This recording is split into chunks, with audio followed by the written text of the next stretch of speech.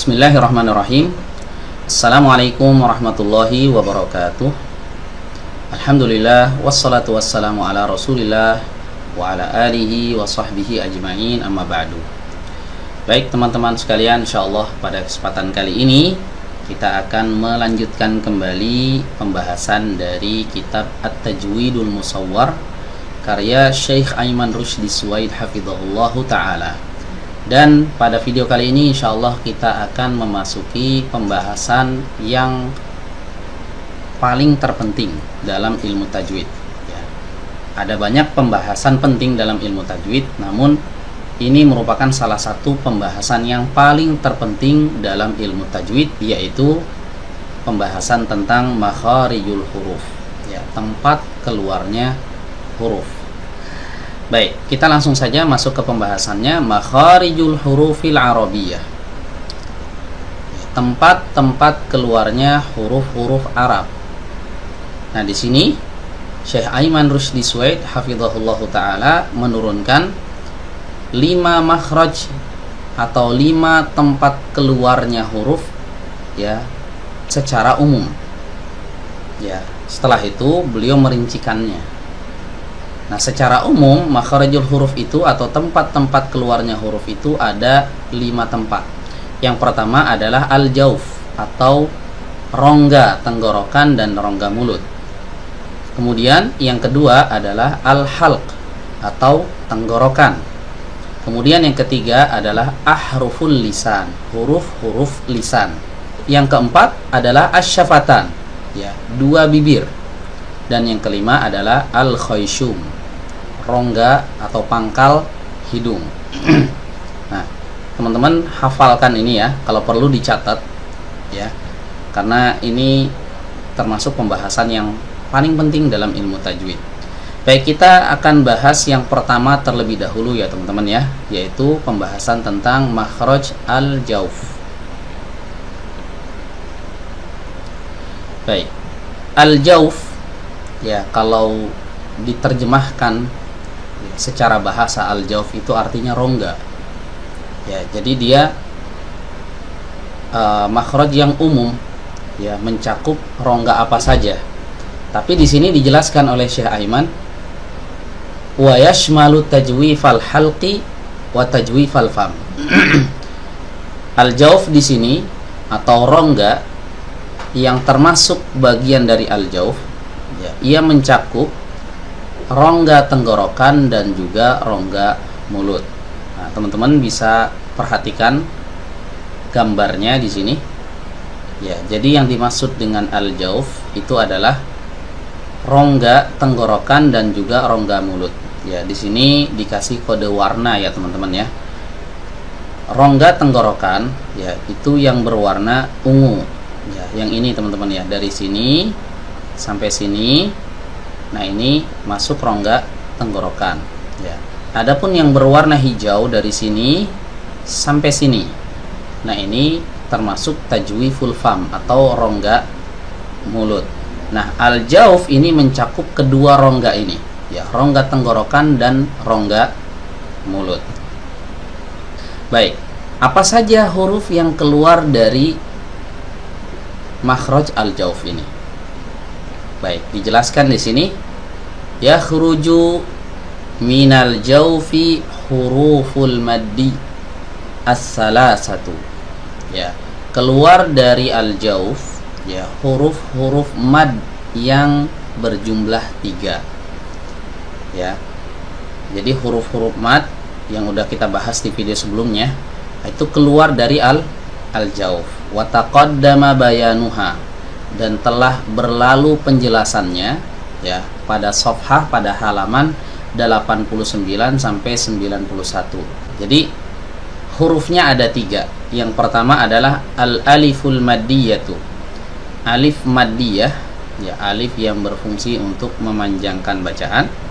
Kemudian yang kedua adalah al-wawul maddiyatu ya, huruf wawu yang juga sama berfungsi untuk memanjangkan bacaan. Dan yang ketiga adalah al-ya'ul maddiyatu, huruf ya yang berfungsi untuk memanjangkan bacaan. Jadi semuanya maddiyah, huruf-huruf mad huruf-huruf yang fungsinya untuk memanjangkan sebuah bacaan. Ya, ini udah dibahas di video sebelumnya. Cara melafalkannya itu dengan menggetarkan pita suara. Nah, coba dilihat di sini teman-teman gambarnya. Baik alif, waw ataupun ya, ya cara mengeluarkan suaranya dengan menggetarkan pita suara. Adapun perbedaannya ketika kita melafalkan huruf alif, ya, mulut harus dibuka dan posisi lidah harus dalam keadaan rileks. Ya, ketika kita mengucapkan huruf waw, mulut dimonyongkan dan posisi belakang lidah ini diangkat. Ya, ketika kita mengucapkan huruf ya maddiyah juga demikian. Rahang bawahnya diturunkan. Ya, kemudian posisi tengah lidah ini naik ke atas. Nah, ini cara melafalkan huruf-huruf mad. Baik, kemudian di sini ada warning, ada peringatan dari beliau, tanbih. Nusibat huruful maddi ilal majras sauti kullihi au al-jawf li'annaha takhruju bi aqallin dighatin lis-saut.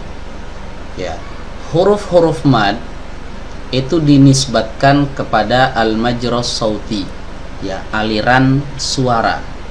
Ya, jadi dinisbatkan ke aliran suara seluruhnya, ya.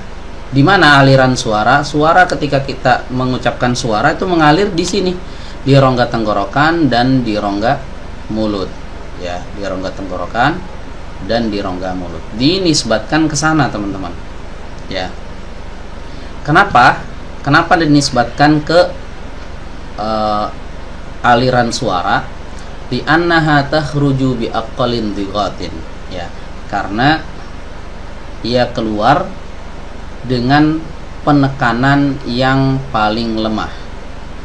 Ya, jadi penekanannya itu sangat lemah. Tidak menekan ke organ tubuh manapun, tapi menekannya atau bertumpunya ke aliran suara tersebut. Fayakunul lisanu fi wad'ir rahati fil alif. Nah, maka ketika kita mengucapkan huruf alif, lisan atau lidah kita harus dalam keadaan ar-rahah, istirahat, rileks, tidak boleh menegang. Ya, ini ketika mengucapkan huruf alif. Wa yartafi'u wasatuhu fil ya'i. Dan bagian tengahnya harus diangkat tatkala mengucapkan huruf ya. Ya, sebagaimana digambar tadi teman-teman ya, ketika mengucapkan huruf ya, posisi tengah lidahnya ini diangkat. Wa yartafi'u aqsahu fil wawi ma'an dhimami syafataini fiha. Dan dengan mengangkat bagian pangkal, ya, pangkal lidah maksudnya, pada huruf waw disertai dengan memajukan dua bibir padanya. Jadi ketika mengucapkan huruf waw madiyah juga sama. Getarannya ada di pita suara, kemudian lidah bagian belakangnya terangkat dan mulutnya atau bibirnya dimajukan, dimonyongkan. Ya. Ini nisbat huruf mad. Wa nusibatil wawu wal ya'u ghairul maddiyataini ila makhrajaihima li'anna indighata as-sauti fihima aktsaru minhu fil maddiyataini wallahu a'lam. Ya, adapun huruf wawu dan juga huruf ya yang bukan maddiyah, maka ia dinisbatkan ke makhraj keduanya. Jadi masing-masing huruf ini punya makhraj tersendiri. Wawu punya makhraj tempat keluar, ya juga punya tempat keluar. Ya, ini kalau wawu dan ya-nya itu bukan huruf-huruf mad. Ya, jadi ketiga huruf tadi, alif, wawu dan ya. Ya, khusus untuk wawu dan ya ini ada dua kondisi. Terkadang dia berfungsi memanjangkan bacaan, ya. Terkadang dia tidak berfungsi memanjangkan bacaan. Kalau dia berfungsi memanjangkan bacaan, maka ini namanya huruf mad, waw madiyah atau ya madiyah. Ya, adapun ketika dia tidak dalam kondisi memanjangkan bacaan, maka dia bukan huruf mad, bukan waw madiyah, bukan ya madiyah. Nah, ketika dia dalam kondisi bukan madiyah, tidak memanjangkan bacaan, maka dia tidak dinisbatkan seperti wawu ketika dalam kondisi memanjangkan bacaan atau wawu madiyah. Ya, paham ya teman-teman ya? Ya, saya ulangi. Huruf wawu dan huruf ya ini ada dua kondisi. Terkadang dia memanjangkan bacaan, terkadang dia tidak memanjangkan bacaan. Kalau dia memanjangkan bacaan namanya wawu madiyah atau ya madiyah. Ya, kalau tidak memanjangkan bacaan maka dia bukan wawu dan ya madiyah. Nah, ketika dalam keadaan madiyah memanjangkan bacaan dia dinisbatkan kepada al-majrus sauti, aliran suara. Adapun ketika wawu dan ya tidak dalam keadaan madiyah, bukan wawu madiyah, bukan ya madiyah, tidak memanjangkan bacaan, maka dia dinisbatkan tidak ke aliran suara, tapi dia dinisbatkan ke makhraj keduanya. Di mana makhrajnya? Huruf wawu ada di dua bibir yang dimajukan, huruf ya ada di tengah lidah yang diangkat menuju langit-langit atas. Nanti akan kita bahas tersendiri. Kenapa demikian? Kenapa dibedakan wawu dan ya madiyah dengan wawu dan ya yang ghairul madiyah? Karena tekanannya ini teman-teman, li'annan dighatas sauti fihi ma aktsaru minhu. Karena pada huruf wawu madiyah, pada huruf ya madiyah itu tekanan suaranya lebih besar, lebih banyak daripada tatkala dia dalam kondisi madiyah. Demikian yang bisa disampaikan, kurang lebihnya mohon maaf. Akhirul kalam, wassalamualaikum warahmatullahi wabarakatuh.